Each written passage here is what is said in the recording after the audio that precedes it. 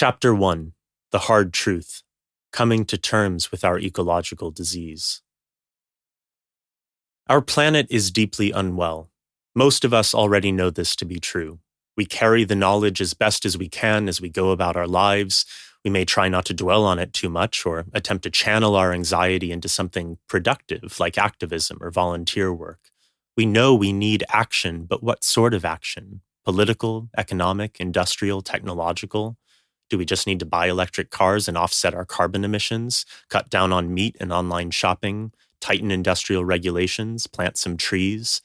While all of these approaches could indeed be beneficial, and while they might offer us the satisfaction of feeling like we're doing something, we also know that individually, they're not going to be enough. There is no single pill that can save us from what ails us. Our approach to both diagnosis and treatment must be fundamentally more holistic. In themselves, environmental disasters aren't new, nor are the grave effects of human-caused ecological exploitation. Even 2,000 years ago, before an ill-fated sojourn in Pompeii, the Roman historian Pliny the Elder wrote, "The mind boggles at the thought of the long-term effect of draining the earth's resources and the full impact of greed. How innocent, how happy, indeed how comfortable life might be if it coveted nothing except what is immediately available." In truth, we have long known we've been heading down a dangerous road, and in many ways this was our intention all along. Our goal has long been to dominate and control the natural world, to fashion a more perfect human domain for ourselves, to reach a state of peak humanity. But a peak is both an apex and the beginning of a descent, and it's become unavoidably clear that we may be well past the summit. Despite the existential danger of our project, we've managed to soothe our fears with a great number of fanciful stories over the years, full of human exceptionalism, divine protection, techno-fixes, and post-apocalyptic salvation. Stories that have convinced us that we are the best, brightest, and most important beings in the universe, and as such, we will always keep progressing. For centuries, the promise of perpetual progress, infinite growth, and a world of limitless opportunities was sold to the so-called developed world under the presumption that the only limitations that could be placed upon us were those that we placed upon ourselves. Where there's a human will, there's a way. Nature itself was ours to master. Over the past half-century, environmental scientists have compiled a staggering amount of research on the symptoms that our planet is presenting, and their prognosis is profoundly clear. If we carry on with business as usual, we will trigger devastating and irreparable environmental changes, leading to widespread ecological and social collapse, catastrophic changes to global climates, and a sixth mass extinction, which is already well underway. If we haven't already run out of time to act, the point of no return is quickly approaching. Usually, when we think about mass extinctions, we think principally about the loss of animal life. And indeed, in 2020, the World Wildlife Fund reported an average 68% decline in animal population sizes over the past 50 years alone. But the loss of life and biodiversity isn't limited to animals. Industrial deforestation claims the lives of around 15 billion trees annually, and this number is rapidly increasing. Every minute, around 300,000 square meters of forest are razed to the ground, largely to clear space for animal agriculture. Rather than logging or papermaking, this is the main driver in the trend, being responsible for around 80% of all industrial deforestation, as well as over 50% of overall greenhouse gas emissions. Due to the evident impotency of our global political establishments, scientists, who have long been taught to remain external to their subject and unbiased in their research, have been forced into the very uncomfortable position of trying to change human behavior en masse with data alone. We may think that if we just let climate scientists take the lead, they can safely guide us out of this debacle. But we need a far more intersectional approach. It is not the job of a climate scientist to establish and administer a course of treatment, or to assess the complex social and historical dynamics that caused us to become so bewildered and callous. We do indeed need to treat the root cause, but to do so we'll need to begin by acknowledging its complexity. For all the talk about our planetary disease, we still haven't even agreed on what to call it. Global warming is, of course, the main topic of most conversations surrounding the crisis. A rapid increase in greenhouse gas emissions triggered by the Industrial Revolution has caused our atmosphere to operate as a heat trap, driving average global temperatures ever upward and irreversibly destabilizing countless natural ecosystems. From around the 1950s, a great acceleration in the global north saw an exponential increase in greenhouse gas emissions, leading to rapid and catastrophic shifts in our global climate. Weather patterns are already beginning to dramatically change, with many regions undergoing devastating droughts, fires, hurricanes, floods, tornadoes, and heat spells, unlike anything in recorded history. But global warming is just one factor in our planet's illness. The Great Acceleration also saw an exponential increase in deforestation, industrial agriculture, and the pollution of the oceans, soil, and waterways, factors that tend to get brushed under the rug when we focus solely on greenhouse gas emissions. But the more inclusive term climate change is equally problematic. Our disease isn't mere change. It is a malignant, rapidly spreading cancer. But so far, our approach to mitigating it has been akin to putting a neon bandage on a melanoma. It's time for something different. Unfortunately, the causes of our crisis span millennia, not centuries or decades. They are manifold and complex, but they unavoidably revolve around a foundational root cause, the sundering of human and non-human beings, and our perceptual separation from nature. But despite the ancient roots of our crisis, things were very different for most of our history. Homo sapiens were, for at least 200,000 years, deeply invested in the more than human world. We imagined ourselves to be just one node of life in a vast web of agentive beings, and actively pursued relationships with other entities in our shared environment. This only began to shift with the widespread adoption of agriculture, and even then its eradication was a slow and selective process. But over time, some societies moved away from this relational model and sought instead to elevate themselves through paradigms of dominance and natural hierarchy, creating cultural environments in which human needs, experiences, values, and thoughts were naturally elevated above all other forms of life. Naturally, such hierarchies were based on far more than species. We've assigned value based on family, tribal affiliation, ethnicity, sex, gender, appearance, age, physical ability, and a great many other characteristics. Many of these structures still weigh heavy on our modern societies, but speciesism and anthropocentrism remain uniquely unchecked, even in our most rational and empirical fields of inquiry. But our tendency to think only of ourselves in matters of history, science, ethics, industry, art, and philosophy has blinded us to the vital web of life that supports our existence, and indeed to the red flags warning of our own impending doom. The worldview that facilitated our dominance threatens to spell our destruction. Modern animal agriculture neatly exemplifies, in many ways, the cognitive and emotional dissonance that humans are capable of. We're largely animal lovers, yet we collectively kill more than 100 billion captive animals for food, textiles, scientific research, and various other purposes each year. And that's in addition to an annual purge of around 1 trillion wild animals. But the suffering caused by animal agriculture is rarely limited to the livestock being killed for profit or the non-humans who were uprooted and evicted to clear the way for more feedlots. The human toll is also catastrophic, from the mass displacement of indigenous peoples and destruction of their ways of life, to the emergence of dangerous novel infections in overcrowded feedlots. Industrial animal agriculture has had a devastating effect on nearly all forms of life. Epidemic infections clearly remain a serious issue in the modern world.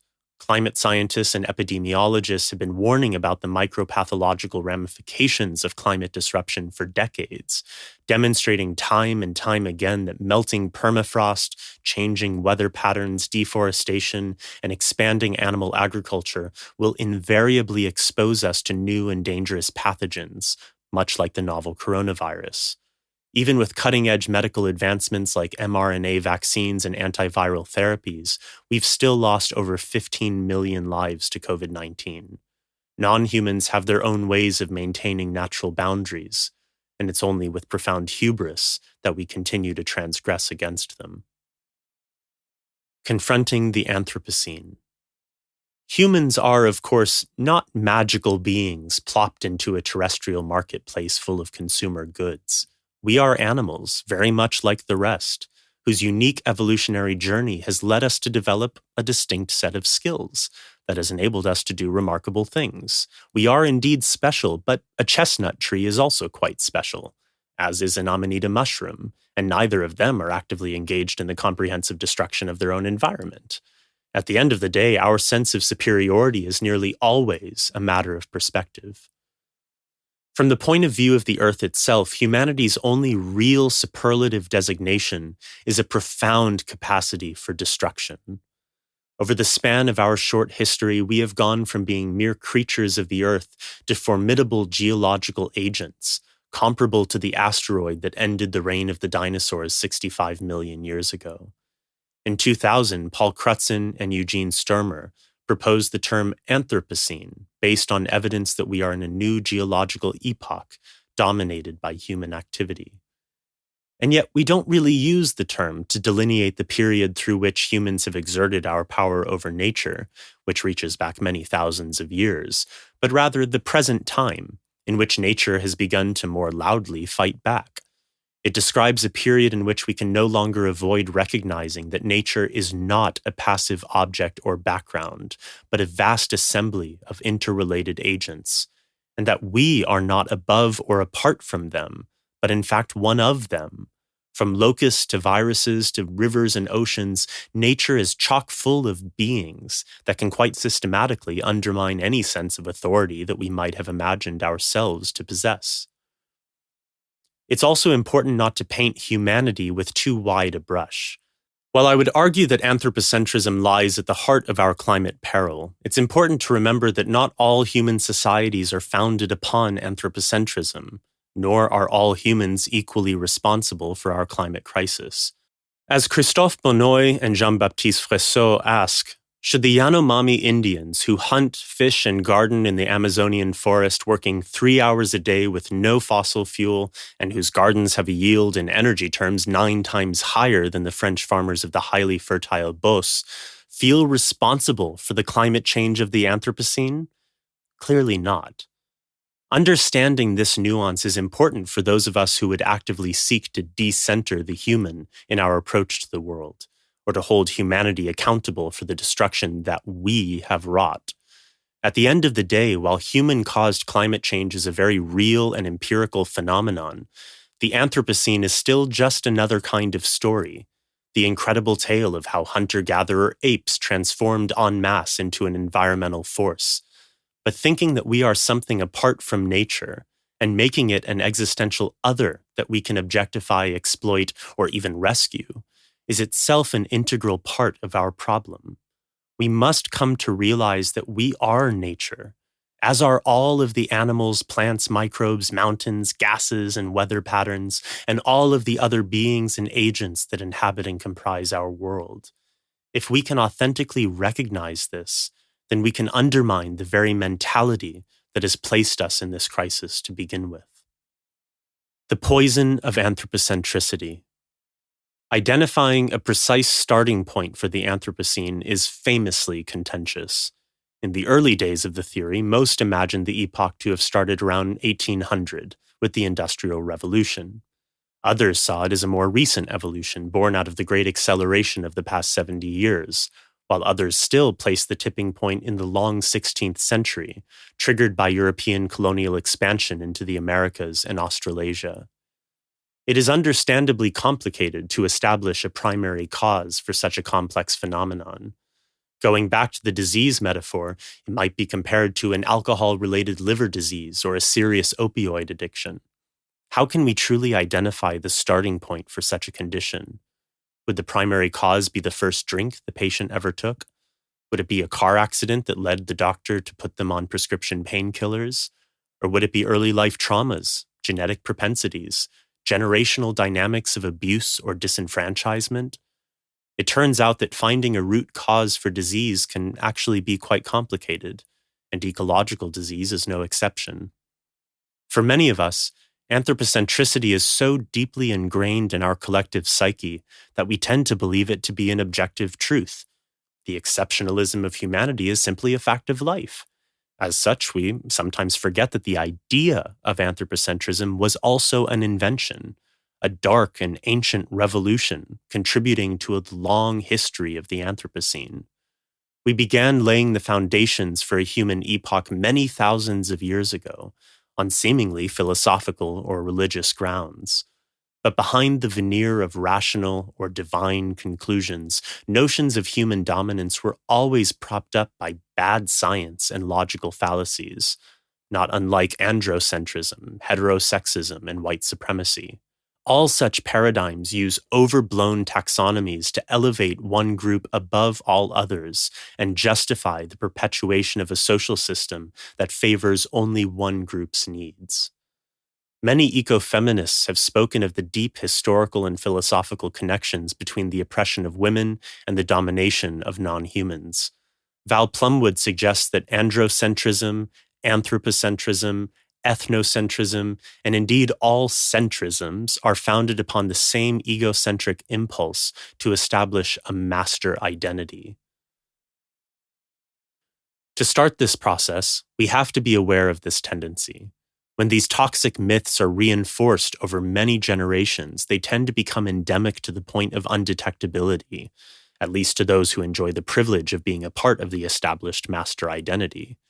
Anthropocentrism has become so deeply ingrained in our approaches to science, history, theology, art, engineering, storytelling, philosophy, ethics, etc., that we hardly see it at all. We have, quite effectively, learned to unsee non-humans as beings. Our Western lineage of anthropocentrism has important ancestral roots in the early Greek writings of Plato and Aristotle, who, in establishing a formal paradigm for the divinely rational and immortal human soul, concluded that all non-human forms of life, even our closest animal kin, were fundamentally nothing more than biological machines, automated, but in no way meaningfully alive. Non-human beings were reduced to objects and resources, devoid of any value beyond their human utility. Of course, othering and exploitation were not uniquely Greek inventions, and it would be unfair to blame Plato and his peers for all of the systems of oppression that have emerged over the hundreds of thousands of years of human history. But there is something uniquely powerful about a formal philosophy of disregard, particularly one that was committed to writing and revered as a model of intellectual sophistication for thousands of years. In fact, othering has always been a powerful social tool, as the clear delineation of an outgroup is one of the easiest ways to strengthen the identity of an in-group. The ethic of loving one's neighbor, while a largely universal virtue, is strictly dependent upon whom we acknowledge as a neighbor. Humans have, over time, latched onto an array of illusory parameters to establish existential boundaries between us and them, including species, language, generation, class, religion, ethnicity, skin color, national origin, gender, physical ability, education, and sexual orientation. Whatever boundary we erect, our tendency has long been to dehumanize and devalue those outside our in-group to justify their exploitation and alienation. Over time, these anthropocentric and androcentric philosophical paradigms were absorbed into transcultural movements like world religions, which impacted humans and their non-human neighbors on a truly global scale. Greek anthropocentrism was most notably assimilated in Christianity, which sanctified and disseminated such notions far beyond the Greco-Roman cultural sphere. These new formalized and hallowed models of disregard ultimately impacted our approaches to everything from governance to modern science, severely limiting the scope of the questions that we allowed ourselves to ask in the pursuit of objective truth. Until quite recently, it was deemed preposterous to scientifically investigate the inner lives of non-humans, even our closest animal kin. While a brave few dared to challenge such prejudicial paradigms, they were reliably met with harsh resistance, and their world-altering discoveries have unfortunately done very little to significantly impact the lived experience of non-human beings in a human-dominated world. But it must again be clearly said that we aren't in the Anthropocene because all humans are anthropocentric, but rather because these dangerous lineages of anthropocentric thought have infected the societies that have most comprehensively dominated and colonized the modern world. Without a baseline of anthropocentrism, the advancements of the Industrial Revolution may very well have led to very different outcomes. Technology is but a tool. It can be used for good or for ill, depending on our intentions. But technology will not save us now. Only relinquishing our anthropocentric worldview can place us on the road to recovery. But so far, we have done everything in our power to avoid this truth. Failed therapies. When it comes to our approaches to treatment thus far, the majority have been at best precautionary gestures, such as taking individual accountability for our waste and consumption, switching to green products, getting a more efficient car, etc. These measures have given us the now ubiquitous concept of an individual carbon footprint, intended to demonstrate that we can avert our grim prognosis as long as we all do our best to keep our carbon footprint low. No need for further treatment. This approach wasn't devised by scientists or policymakers, but by the public relations gurus at Ogilvy and Mather, a PR firm hired by British Petroleum to find a way to divert negative attention away from the oil and gas industry in climate conversations. Their carbon footprint calculator, which was launched in 2004, enabled us to see all of the ways in which our own individual behaviors contribute to the warming of the planet. By placing the onus directly onto the consumer, this rather ingenious pivot convinced a generation of environmentalists to blame the everyday person and not corporate greed for the destruction of the planet. The accumulation of carbon in the atmosphere is, however, certainly a useful marker for staging our disease. For most of the past few 100,000 years, atmospheric CO2 levels fluctuated between about 200 to 300 parts per million, with pre-industrial levels floating at around 280 parts per million, a level which some climate scientists claim is the sweet spot for at least human life, since it results in temperatures that are physiologically quite comfortable for modern humans. But in the Great Acceleration, CO2 emissions rose from the low 300s to around 415 parts per million, the current level, in just 72 years. In 2016, a global body of climate scientists agreed that keeping CO2 levels below 430 parts per million would enable us to meet the target of the Paris Agreement and prevent average global temperatures increasing by more than 1.5 degrees Celsius. As it stands, we are well on track to blow past 430 parts per million of atmospheric CO2 in the coming decade. Focusing on the data has long been the impulse among climate scientists and environmentalists, but that simply helps us to identify the stage of our disease, not the appropriate treatment. That requires far more complicated and collaborative analysis, interpretation, and decision-making across a wide range of fields. The tides have, however, begun to turn somewhat in modern environmental movements, with far more dialogue surrounding the pivotal role that capitalism plays in our processes of environmental exploitation.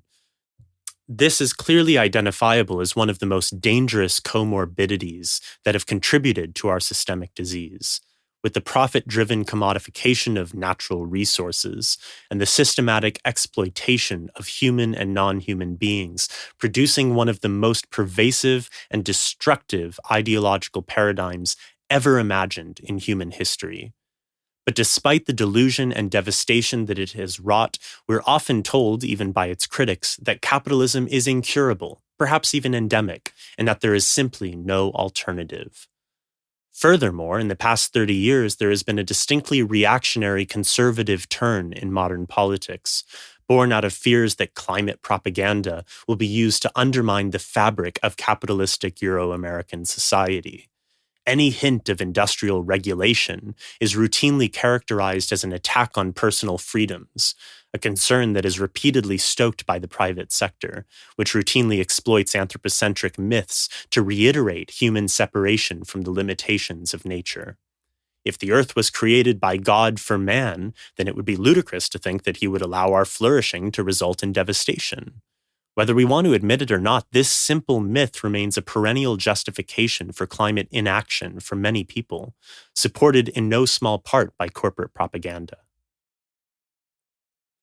This fear of social and economic disruption is certainly not unfounded. Halting the progression of global warming and mass extinction would, in fact, necessitate a revolution in our approaches to industry, consumption, and the appropriation and distribution of resources. But few politicians are willing to acknowledge this. The Thatcher-era mantra, "there is no alternative," has become so insidiously rooted that even capitalism's critics struggle to imagine a world beyond it. But we remain a flexible and creative species. When it comes to creating new realities for ourselves, we are indeed magicians, neither intrinsically benevolent nor malevolent, but fundamentally a bit bewildered by our craft. With a rising culture of misinformation, conspiracy theories, and abject rejection of science, it's very unlikely that a data-driven approach to mitigating climate change is going to get us very far. While it's imperative that we continue to hold corporations accountable and support ambitious climate legislation, we need to embrace a more holistic approach. Not only a new approach to industry, economics, or politics, but a new approach to making sense of our crisis in the first place. When attempting any kind of planetary diagnosis and treatment, we must first be willing to face the music. A dissolution of our existing ways of seeing our planet, as well as our place within it, may sound scary and destabilizing, but it is in fact an incredible opportunity for creativity, experimentation, and revolution. In a rather poetic twist of fate, our anthropocentric disease has presented us with a task that could confer upon us a worthy distinction as a truly noble and wise species. But it is only through relinquishing our lust for dominance, abandoning our delusions of exceptionalism, and recovering our sense of embeddedness in the natural world that we can ever hope to live up to our name Homo sapiens, the wise ape. Patient compliance, science and stories. Patient compliance is another important consideration in the treatment of any disease, since even the most efficacious remedies are useless if a patient won't take them. There is an art and science to encouraging people to do what is best for them, and unfortunately, this craft can be easily manipulated for destructive and divisive purposes. But the medium of inspiration and manipulation is the same. It is in stories, rather than data, that our hearts tend to place the most stock. Even the most compelling science, without an equally compelling story, may fade into obscurity. What does this mean for our current existential crisis? Well, for one, we need to focus much more on not only interpreting data, but also translating it into the language of the human psyche. Those in positions of power already understand this. We're sold smartphones and designer shoes not as products, but as experiences and identities crafted in the mythic world of an amorphous brand. We reaffirm the existence of these soulless myths through our financial engagement, but over time we've completely lost sight of who is driving the narrative. Like any strong treatment, myths can function as a medicine or poison. We can continue poisoning ourselves with toxic myths concocted under false pretenses, or we can heal ourselves with truthful myths that remind us of our fundamental embeddedness in and relationship with the living world. Myths don't require us to diminish the veracity of data or the importance of empirical sciences. We need science, but we also need more integral collaboration between the sciences and humanities, especially ecology and the arts. We need new stories to make the data comprehensible, which then allows the data to inspire even newer stories, and the process continues ad nauseum. We will never abandon stories, but we can make a conscious decision to nurture the ones that support the highest aims of life on Earth, and to dismantle those that oppress and delude us. This treatment needn't be unpleasant. Relinquishing our lust for dominance won't bring an end to human flourishing. In fact, we have every reason to believe that it will massively improve our subjective quality of life. Recovery from our addiction to anthropocentrism will require some individual and collective soul searching, but the results can be nothing short of enchanting. Re-enchantment, a therapeutic process for our time. What is enchantment? The verb to enchant comes from the Latin incantare, literally to place into a spell or song, i.e., to incant, with cantare meaning to sing. But enchantment has a wide range of connotations, both in English and other European tongues. It can indicate a sense of attraction, enjoyment, and inspiration, but also bewilderment, and both positive and negative experiences of bewitchment. At its core, it is fundamentally relational experience. We are placed under someone's spell, be they human, beast, or otherwise. It's quite apropos that in proper French, one says enchanté when making someone's acquaintance. This basic meeting of minds is the seed of enchantment itself. And when we allow ourselves to embrace the fullness of the living world, the experience of enchantment naturally compels us toward empathic connection with a wide array of other beings. It should come as no surprise that communications between human and non-human beings lie at the heart of so many of our global myths and fairy tales. To be able to commune with non-humans in a meaningful way, or, as Tolkien once said, to understand the proper languages of birds and beasts and trees, is a deeply primal desire. We seem to be hardwired for engagement with non-humans. It's simply our contrived philosophical myopia that prevents us from making use of it. We are nature communing with itself, and in that simple recognition, we can find a wellspring of deep and profound inspiration. However, enchantment is somewhat of a dirty word in our culture of disenchanted reason, and is usually aligned with falsehood and illusion. In The Myth of Disenchantment, Jason Josephson Storm argues, however, that Euro-American societies have never truly abandoned their predilection for enchantment, even the great men and women of science. Groundbreaking researchers like Galileo, Newton, and Marie Curie all earnestly engaged with magical practices and supernatural beliefs alongside their clear dedication to the scientific process. And while we think of them as moving us ineluctably away from some primitive state of enchantment, it's unlikely that they would have characterized their work in that way. Czech philosopher Ernest Gellner has even argued that though disenchantment may have indeed been a necessary condition for modernity as we know it, human beings simply can't stand living in a disenchanted world.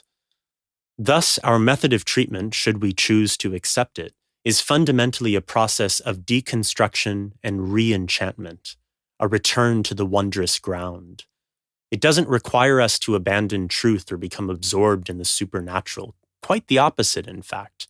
Natural enchantment pushes us to embrace a wider, more dynamic view of nature itself and acknowledge the plurality of experiences within our universe. With natural enchantment, we are under nobody's spell. We are simply opening our senses to the full symphonic grandeur of the living world. We have every reason to be enraptured by the marvels of the universe, so why should we settle for anything less? If we allow ourselves to be truly open to the lives and experiences of others, including those currently unseen, this basic sense of enchantment can be a powerful antidote for prejudice, cynicism, and egocentricity. The simple magic of recognizing the personhood of others can truly change the world.